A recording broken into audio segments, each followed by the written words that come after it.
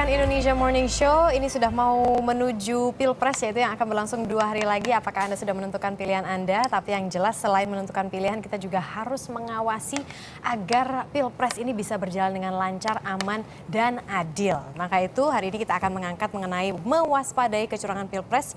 Untuk membahas ini lebih lanjut, sudah kami hadirkan beberapa narasumber terkait.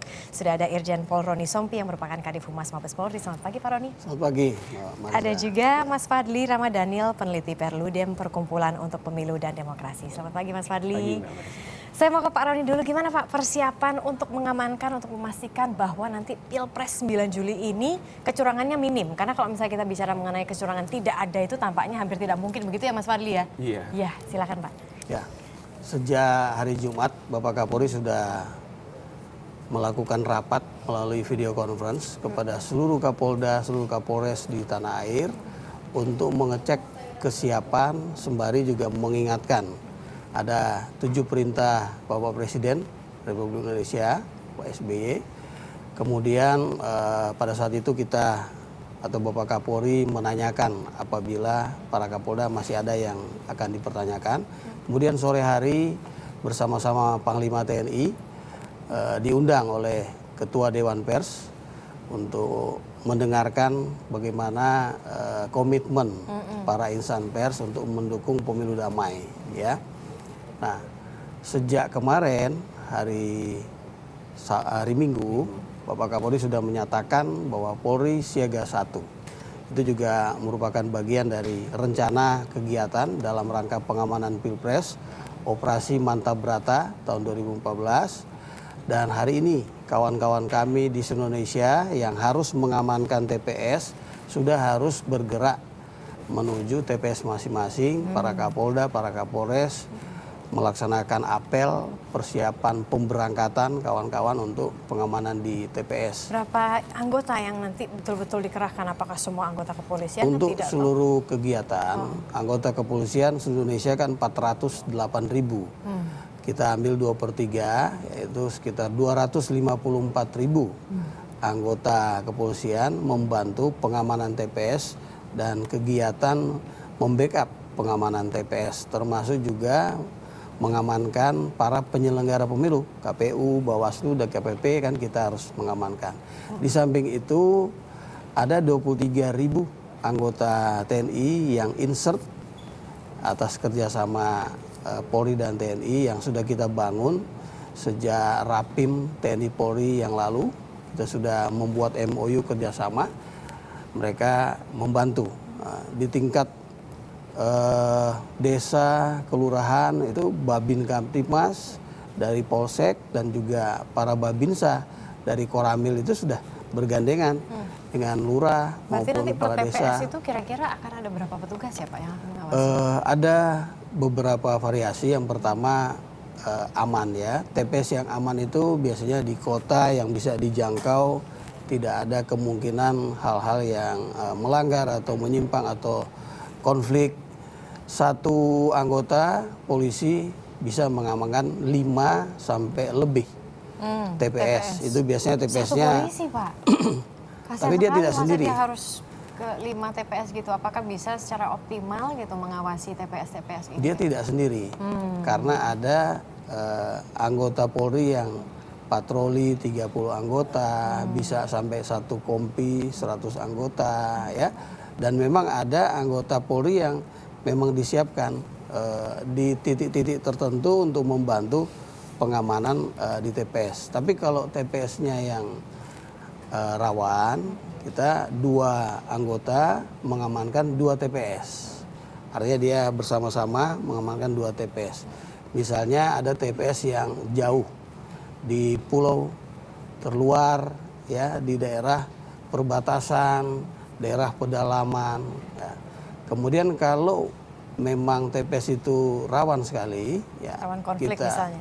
Ya, rawan konflik itu 2 anggota 1 TPS. Kita juga dibantu Linmas di sana. Ada setiap TPS kan ada 2 Linmas ya. Jumlah Linmas 1,5 juta ya, Linmas di seluruh Indonesia. Dan sekarang ini jumlah TPS kan berkurang, Pak Marisa. Kalau pada saat Pileg itu jumlah pemilih 500, sekarang ini kan ditingkatkan menjadi 800 ya Pak ya per TPS sehingga jumlah TPS-nya berkurang. Di anggota Polri yang mengamankan TPS lebih optimal lagi, Pak Marisa. Oke, baik. Mas Fadli, di bulan Juli kemarin rekan Anda, Didi Supriyanto, pernah mengatakan bahwa sebetulnya kalau misalnya kita bicara mengenai Pilpres itu tidak mungkin tidak ada kecurangan. Memang apakah sepesimistis itu ataukah itu realistis? Iya, saya rasa itu sangat realistis ya, karena memang dari segi apapun memang niat untuk melakukan kecurangan itu kan akan sangat sulit diminimalisir. Bentuk kecurangan yang harus kita waspadai apa kira-kira? Iya, kalau berkaca dari pileg yang lalu memang banyak sekali ya untuk masa tenang. Kita kan sekarang sudah ada di masa tenang, kemudian akan menuju kepada hari H. Setelah itu ada rekapitulasi, penghitungan dan pengesahan pemenang pemilu. Nah, untuk masa tenang ini saya kira beberapa hal yang mesti diperhatikan adalah soal kampanye yang masih dilakukan di masa tenang. Ini mesti diwaspadai. Bentuknya seperti apa sih biasanya? Misalnya kampanye di iklan media elektronik, iklan di media cetak, dan iklan di media radio dan lain-lain. Nah, ini yang menurut saya harus diwaspadai. Karena memang berkaca di pileg lalu, di masa tenang, bahkan di hari H pun masih ada yang berkampanye seperti itu.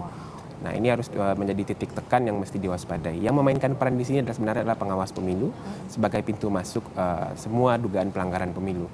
Yang kedua, persoalan politik uang, Pak Roni, mesti harus kita waspadai memang, karena yang namanya kontestasi pemilu itu memang kita masih menuju ke arah perbaikan di mana pola politik uang itu harus segera diminimalisir. Nah, masa tenang khususnya H-1 besok dan hari H pagi itu Mbak Marisa, itu hal-hal yang sangat diwaspadai memang. Nah, inilah sebabnya kita ingin agar bagaimana seluruh stakeholder, tidak hanya kepolisian, tidak hanya pengawas pemilu, tapi juga seluruh masyarakat ikut melihat proses ini, berpartisipasi, tidak hanya ikut memberikan suara, tapi juga mengawal proses agar lebih baik seperti itu. Kalau misalnya daerah-daerah yang perlu kita waspadai bersama, apakah Perludem punya data? Iya, kalau dari pileg ya, kita sempat membuat suatu pemetaan berdasarkan proses perselisihan hasil pemilu yang masuk ke MK, bahwa memang persoalan itu paling banyak terjadi di wilayah Papua, Pak Roni. Jadi misalnya persoalan kesalahan penghitungan suara dan penggelembungan suara, dan kemudian kesalahan penghitungan suara itu paling banyak terjadi di Papua. Kita berkaca dari permohonan sengketa pemilu legislatif di Mahkamah Konstitusi, dan itu kita baca seluruh permohonannya dari 12 partai politik itu paling banyak terjadi di wilayah Papua. Tapi saya justru berpendapat bahwa seluruh wilayah di Indonesia itu harus diwaspadai, titik rawan memang. Pak Roni dengan rekan-rekan dan juga pengawas pemilu tentu sudah punya pemetaan di mana saja wilayah yang mesti diwaspadai secara baik, secara serius, agar memang proses pemilihan presiden ini berjalan lancar dan orang yang terpilih adalah orang-orang yang benar bisa memberikan perubahan kepada kita semua seperti itu. Baik. Peran Perludem nanti ketika Pilpres itu seperti apa? Apakah akan mengerahkan anggotanya gitu untuk sama-sama mengawasi? Karena kan tidak hanya pekerjaannya polisi atau TNI saja. Gitu. Iya, Perludem sebenarnya sudah punya beberapa jaringan di beberapa kota memang, seperti Aceh kita punya beberapa jaringan bekerjasama dengan Lembaga Bantuan Hukum Aceh, di Jawa Timur, Yogyakarta, Semarang, Pontianak, Sulawesi Selatan. Nah, di beberapa kota itu kita punya jaringan pemantauan pemilu. Kita juga bekerja sama dengan teman-teman Mata Masa di Jakarta dan ILAB itu. Nah, kita juga akan melakukan pemantauan dan menerima informasi pelanggaran dari masyarakat. Kita membuka posko pelanggaran di kantor Perludem di Jalan Tebet Timur 4A, nomor 1 di Tebet. Jadi semua dugaan pelanggaran yang ingin disampaikan oleh masyarakat itu bisa dilaporkan. Langsung ke sana? Bisa langsung ke sana. Tapi kalau secara email misalnya ada? Bisa, kita punya alamat emailnya melalui aplikasi Mata Masa itu, lapor@matamasa.org itu. Lapor@matamasa.org. Atau melalui SMS juga bisa, 0813 70 20 2014. Oke. Nah. Dan juga kalau misalnya kita bicara mengenai melaporkan pelanggaran begitu ya, kira-kira apa yang harus mereka laporkan gitu? Apakah hanya sekedar menulis, oh saya menemukan kecurangan begini gitu kan? Biasanya ada prosedur dokumennya yang akan nanti diterima gitu dan dianggap sebagai dokumen resmi laporan kecurangan. Iya, persoalan dari pelaporan pelanggaran sebenarnya kan kebanyakan masyarakat takut melaporkan pelanggaran karena persoalan keamanan, persoalan intimidasi dan lain-lain. Dan juga yang paling penting adalah beberapa dari pengalaman kita pileg yang lalu berdiskusi dengan banyak komunitas masyarakat, mereka mengatakan sudahlah kami tidak mau ikut juga terlibat lebih jauh dalam proses pemilu, dan kami juga tidak ingin ikut campur juga dalam proses pelanggaran karena kami tidak ingin terjadi suatu hal yang tidak mengenakan seperti itu. Nah, kalau memang, dan ini yang sebenarnya mesti diperhatikan bahwa masyarakat harus berpartisipasi. Partisipasinya tidak hanya memberikan suara, tapi juga mengawal proses. Karena itu yang paling penting sebenarnya. Proses yang baik tentu akan menghasilkan orang yang baik juga. Nah, oleh sebab itu menurut saya memang bagaimana proses di masa tenang ini, H-2 hari ini, H-1 besok dan hari H, masyarakat dapat berpartisipasi dalam mengawal proses. Bisa. Dan dugaan pelanggaran yang memang ada di sekitar mereka itu mereka bisa laporkan. Setidaknya memang mereka bisa menjelaskan secara ringkas, secara detail peristiwanya apa, itu terjadi di mana, dan dugaan pelakunya siapa. Atau foto. Atau foto video. bisa dikirimkan, nanti kita bisa follow up bersama dengan teman-teman jaringan pemantau pemilu, Mbak Manis. Oke, berarti pengawasan yang bisa masyarakat lakukan juga sudah bisa kita mulai dari sekarang hingga nanti di hari H ketika kita memilih Presiden Republik Indonesia itu siapa. Nah, kalau misalnya di hari H 9 Juli, biasanya bentuk kecurangan selain tadi sudah dikatakan bahwa ada kemungkinan terjadi politik uang begitu ya. Apalagi sih bentuk kecurangan yang masyarakat harus waspadai sehingga ketika mereka melihat itu mereka bisa langsung melaporkan? Ya, salah satunya misalnya terkait dengan pemberian hak pilih ya pada hari H itu. Kan kebanyakan di pileg yang lalu kita lihat banyak masyarakat yang beranggapan bahwa ketika mereka tidak menerima formulir C6 itu, undangan memilih, itu mereka tidak bisa memilih. Nah, ini mesti diluruskan bahwa undangan C6 itu bukan persyaratan untuk bisa memberikan hak pilih, tapi itu hanyalah salah satu instrumen dari penyelenggara pemilu untuk memberikan informasi kepada masyarakat di mana mereka memilih, TPS-nya nomor berapa. Jadi walaupun tidak mendapatkan C6 dan warga negara sudah mempunyai hak pilih, mereka sudah berusia 17 tahun ke atas atau sudah pernah menikah, atau bahkan di pileg yang lalu sudah memilih, itu artinya pasti mereka punya hak pilih di Pilpres ini. Meskipun nggak dapat undangan ya? Iya, silakan saja datang ke TPS yang paling dekat dengan rumahnya atau meminta informasi ke PPS setempat.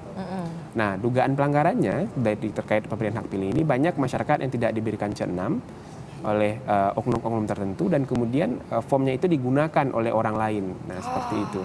Jadi nanti orang yang menggunakan form C6 itu orang yang bukan pemilik aslinya. Nah, ini terkait dengan kasus penggelembungan dan pengembosan suara. Lalu bagaimana solusinya kalau begitu ya Mas Fadli? Nah, mestinya memang tidak ada kata lain, memang harus ada supervisi yang sangat ketat dari pengawas pemilu. Jadi bagaimana berapa jumlah DPT-nya, berapa jumlah orang yang memberikan hak pilih, apalagi sekarang ada DPK, ada DPKTB itu orang yang menggunakan dengan KTP. Nah, itu mesti diwaspadai. Titik-titik kecurangannya harus diwaspadai dari poin-poin di sana seperti itu. Oke, itu hanya salah satu yang harus salah satu yang pasti diwaspadai di hari H. Apalagi jumlah pemilih akan bertambah seperti yang disampaikan Pak Roni tadi, ada sampai 600-700 di setiap TPS untuk Pilpres ini karena ada penggabungan beberapa TPS menjadi satu seperti itu. Ini kan mengingat dapilnya hanya satu ya untuk Pilpres seluruh wilayah Indonesia. Nah, ini tapi menjadi kewaspadaan juga karena jumlah pemilih yang begitu besar, anggota KPPS-nya tetap berlima orang. Nah, ini mesti harus ada kewaspadaan dan harus ada pengawasan. Jika kita hanya berharap pada pengawas pemilu itu sangat sulit. Oleh sebab itu saya berharap pada masyarakat memang harus ikut berpartisipasi. Kurang optimal gitu sejauh ini menurut Anda. Bagaimana peran Bawaslu? Bawaslu kan sudah ada. Iya, semestinya memang Bawaslu bisa memainkan peran ini secara maksimal. Karena kan mereka juga punya alat sampai ke kelurahan. Ada PPL itu, ada 3 orang per kelurahan. Tapi memang wilayah yang sangat luas, dimana jumlah TPS yang sangat banyak, persoalannya juga banyak. Memang kita harus akui memang keterbatasan sumber daya menjadi salah satu persoalan. Nah, oleh sebab itu sangat diharapkan memang partisipasi masyarakat untuk bisa mengawasi proses agar kecurangan-kecurangan yang berpotensi terjadi tidak terulang lagi. Sejauh ini Anda sudah menerima data terjadi beberapa kecurangan gitu menuju Pilpres? Sudah, kita sudah melaporkan sekitar 82 dugaan pelanggaran ke Bawaslu dan itu dilaporkan dari kota yang tadi saya sebutkan, dari Aceh dan lain-lain. Nah, kita laporkan itu mayoritas pelanggaran yang terjadi di masa kampanye lalu, seperti kampanye yang kotor, kampanye yang menggunakan sara dan lain-lain. Mayoritas itu kemarin yang kita laporkan. Nah, sejauh ini tindak lanjut dari pengawas pemilu mereka sudah melakukan klarifikasi kepada kita yang melaporkan, dan kita tunggulah semoga ada tindak lanjut dari hal itu. Nah, kalau misalnya sudah dilaporkan biasanya ke Bawaslu itu kan ada 2 kategori setidaknya ya, dan salah satunya adalah pidana. Ketika memang terbukti ada pihak-pihak yang melakukan kecurangan dari salah satu capres dan cawapres begitu, apa tindak lanjut dari polisi? Kalau memang ada kecurangan, ya kalau misalnya Polri mengetahui lebih dulu, kita memberikan informasi kepada Bawaslu atau Panwaslu Kabupaten Kota. Karena harus melalui proses penegakan hukum terpadu. Jadi dalam proses penegakan hukum terpadu itu lengkap, ada Bawaslu atau Panwaslu, ada dari pihak Kejaksaan dan Polri. Nah, mereka berembuk apakah memang itu masuk kategori pidana, lengkap bukti-buktinya yang bisa diteruskan, karena waktunya kan cuma singkat, Mbak Marisa. Berapa lama sekarang ya, kita Pak yang didapatkan? Proses menyiapkan berkas perkara itu 14 hari harus sudah kita serahkan kepada jaksa penuntut umum ya, karena ini kan masa pilpres sehingga waktu itu memang terbatas. Oleh karena itu di Gakumdu itulah dirumuskan bersama apakah kasus itu memang masuk ranah pidana. Apa sih masuk, kalau misalnya mau bicara ada kasus yang masuk ranah pidana itu kasus yang seperti apa contohnya Pak? Ya, Dalam pelanggaran misalnya ada money politik, ya, hal-hal yang dijelaskan di dalam undang-undang pilpres itu merupakan kategori pidana, itu diserahkan kepada kepolisian sebagai penyidik. Tapi kalau dia menyangkut administrasi kan diserahkan kembali kepada KPU, ya, hal-hal yang merupakan bagian dari Bawaslu juga langsung diselesaikan oleh Bawaslu. Kalau dia menyangkut kode etik diserahkan kepada DKPP. Ya. Bicara mengenai money politik, bukannya mau pesimistis, tapi money politik itu kemungkinan besar terjadi kan Mas Fadli? Iya. Di hari H. Berarti otomatis para capres yang kemungkinan akan melakukan money politik itu akan terkena pidana?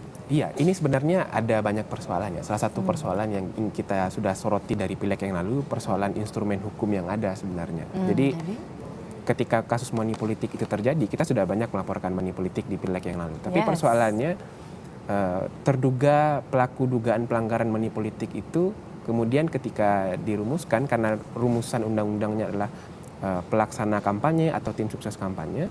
Nah, ketika orang yang bersangkutan itu tidak terdaftar di KPU sebagai tim sukses, itu tidak bisa dijerat. Nah, ini problem peraturan sebenarnya. Nah, dan salah satu evaluasi dari Perludem memang kenapa para pelaku money politik agak sulit dijerat, bahkan sangat sulit untuk dijangkau oleh hukum, karena memang kelemahannya ada di sana. Jadi frasanya itu tidak setiap orang. Jadi harus diselidiki dulu apakah dia tim kampanye atau tidak. Kalau iya, juga dicek lagi ke KPU apakah dia terdaftar atau tidak. Kalau dia tidak terdaftar itu sangat sulit untuk Berarti dijerat. tidak ada sanksi sama sekali dong untuk para capres dan cawapres yang kemungkinan tim pendukungnya ini akan melakukan kecurangan gitu ya. Tidak ada sanksi sama sekali dong. Upaya pencegahan yang perlu. Artinya jadi lebih fokus ke pencegahan. Penangkapan secara tertangkap tangan itu kalau dilakukan itu lumayan kan. Ada upaya pencegahan sehingga tidak terjadi.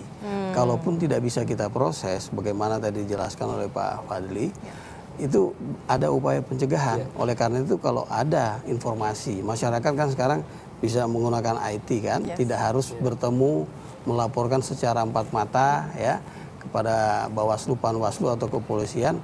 Nah, Polri siap untuk menerima masukan-masukan sehingga Polri langsung melakukan upaya pencegahan. Kalau misalnya mau lapor, tadi Perludem kan sudah jelas tuh, kalau misalnya mau lewat email bisa dilapor @matamasa S-nya 2 ya, matamasa.org. Kalau misalnya dari kepolisian? Kalau Polri, kita website kita www.polri.go.id.